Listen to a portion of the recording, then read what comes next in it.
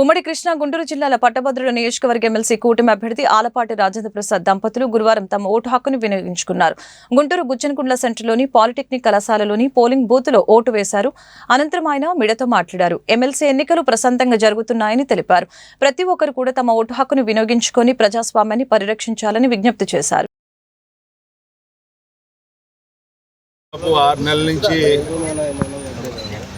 ఈ ప్రస్థానం కొనసాగుతూ ఉంది. ఈ రోజుతో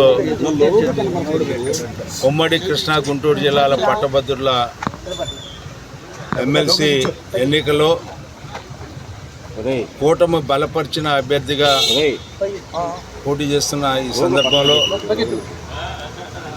పెద్ద ఎత్తున 483 పోలింగ్ బూతుల్లో 33 నియోజకవర్గాల్లో 3,51,000 ఓటర్లు ఈ రోజున పోలింగ్లో పాల్గొనబోతూ ఉన్నారు. వీళ్ళందరికీ కూడా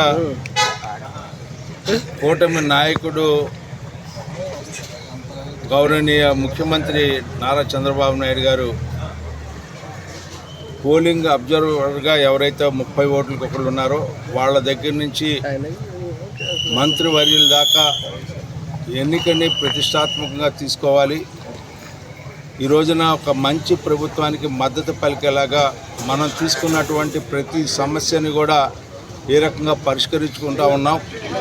అదేవిధంగా ఈ రాష్ట్రంలో ఈ ప్రభుత్వం కూటమి ప్రభుత్వం ఏర్పడిన దగ్గర నుంచి ఏ రకంగా సమస్యల పరిష్కారానికి వనరులను సమీకరించుకుంటూ అస్తవ్యస్తమైనటువంటి ఈ యొక్క సమాజాన్ని మరలా కూడగట్టుకుంటూ ఏ సమాజాన్ని అయితే వీళ్ళందరూ కూడా సర్వనాశనం చేశారో విధ్వంసం చేశారో ఆ పరిస్థితుల నుంచి మరలా ఈ రాష్ట్రాన్ని మంచి రాష్ట్రంగా మంచి ప్రభుత్వంగా మంచి సమాజంలో మనం జీవిస్తున్నామనే భావన వచ్చేలాగా ఉద్యోగ సంఘాలకు కానీ ఉద్యోగస్తులకు కానీ నిరుద్యోగ యువతకు కానీ ఉద్యోగ అవకాశాలను కల్పించే దాంట్లో పరిశ్రమలు తీసుకొచ్చుకునే విషయంలో కానీ డిఎస్సి నోటిఫికేషన్ కానీ ఏదైతే మనం ఎన్నికల ముందు చెప్పామో ఆ ఎన్నికల మేనిఫెస్టోలోనే కాకుండా ఇతర సమస్యలు